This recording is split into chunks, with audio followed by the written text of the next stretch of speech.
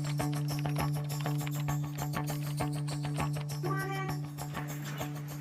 gotta finish getting changed, okay? Huh? I gotta finish getting changed, okay? Well, I'll watch it. Just wait at the bar for a second. I gotta get on my way. Kevin Westerbeck walks in, and he's very short. And so I lean over to the bar to talk to him, and I said, "Why don't you have a seat?" And he doesn't want to do it, but I said, "No, please." And so he jumps up on the bar stool. Hey, how are you? Fine, how you Could you doing? do me a favor and have a seat right over there on that stool, please? Yeah. He's like, I just sat next to him at a sports bar or something. We were talking about, a hockey game. And I said, "What are you up to tonight?" Well, what? She asked me to come over and Please have a seat. Relax. come on. Who asked you to come over exactly? Who asked you to come over? Destiny? Destiny. And how did you meet Destiny? How did you meet Destiny? On the computer, she said hi and stuff. She said hi and stuff. And who? Do me a favor and just keep your hands on your. No, fine. Before Westerbeck walked into the house, we knew that he was to be in court 4 days later, to go before a judge and to be sentenced for doing the very same thing he was doing on this night. Now, Kevin, you've had some contact with the law before. That's correct. Tell me about that.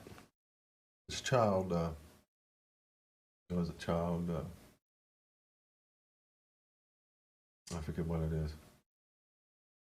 Child solicitation? They said I came out to meet some girl, I guess. So let me get this straight. You were accused of doing the very same thing that you're out doing tonight. I had no intention of this. All right, let's go back to the other case for a minute. You pleaded guilty to solicitation of a minor for sex. It was a plea. It was a plea. Right. You pleaded guilty. Correct. And you got sentenced for that plea, correct? That's correct. 11 months. Correct. In fact, next week, on Thursday, you have to go to court. Correct. And they're going to decide whether or not you're going to become a registered sex offender. Yes. And then you're going to go to prison. Correct. What then are you doing in this house? Less than a week before you're supposed to be in court and go to prison for doing the very same thing. Stupidity, because I didn't expect this to be like that. So what, it's my fault? No, it's not your fault. I'm not saying that. He told me at first he was just there to talk to the girl, to hang out. What's wrong with that? Almost challenging me as to why I would question him. And then I start to read from the chat log. He says, I like kissing. You say, would you get naked? I just don't want to get cold, she says. You say, have sex? Now, a moment ago, you told me this wasn't a sexually oriented conversation. That was a lie, too, wasn't it? I was just talking. Just talking. And, little by little, his story starts to fall apart. It would be fun, then, okay? You say, then I'm big. She says, really? Yeah, how? Then you give the dimension of your penis. That's not sexual? Just BS talk. Just BS talk. Me it was. Okay, so that BS talk got you sentenced to prison once already. And less than a week before you're supposed to go to court and prison, you are here in this house trying to meet a 13-year-old girl home alone.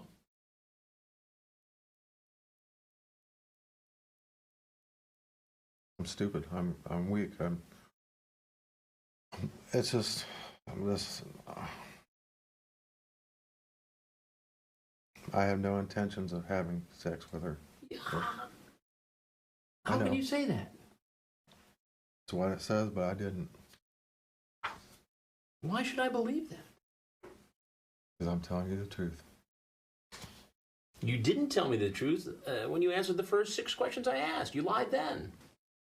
No, I didn't plan on having sex. Well, come on. What did you plan on doing? I was just gonna plan on meeting her, say hi, how you doing, and that's it. How you doing? And that's it. And that's it. So less than a week before you're supposed to go to court, where you're probably going to be designated a registered sex offender.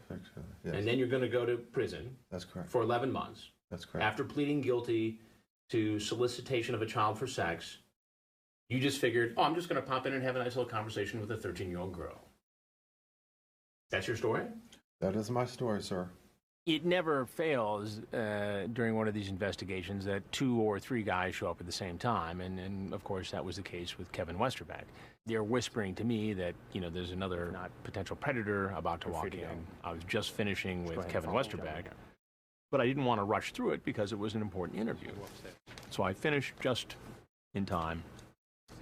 Westerbeck leaves through one door, and the next guy comes in the other door. Sheriff's Department. I want you to take a seat in that chair over there. The sheriff's office would take the handcuffs off and everything like that. Not one for the road. No. You understand what I mean by I that? know exactly what you're saying. I know exactly what you're saying. That was not my intent. I learned my lesson the first time. Obviously not. No. Right? Obviously not. Well, I wasn't coming You're in chatting here with the 13-year-old female about your penis size on the internet, and you drove about, what, an hour and a half to get here to meet a 13-year-old female in the middle of the night who you knew by looking at the chats, her parents weren't home. Mm-hmm. Is that correct? That is correct. Okay. When the judge in the first case hears that he's been arrested again, you know, for doing the same thing, he's, you know, classified as a sex offender. I am required in this hearing to make a determination as to whether or not I believe, based upon the facts presented, the defendant will commit future sex offenses. In this case, you've made it very clear, Mr. Westerbeck, as to whether or not you'll commit future offenses. This court will make a finding, and I make this finding beyond a reasonable doubt, that you are likely to commit future crimes based upon the evidence before the court today. With that determination, the court will make a finding that you are a sexual predator.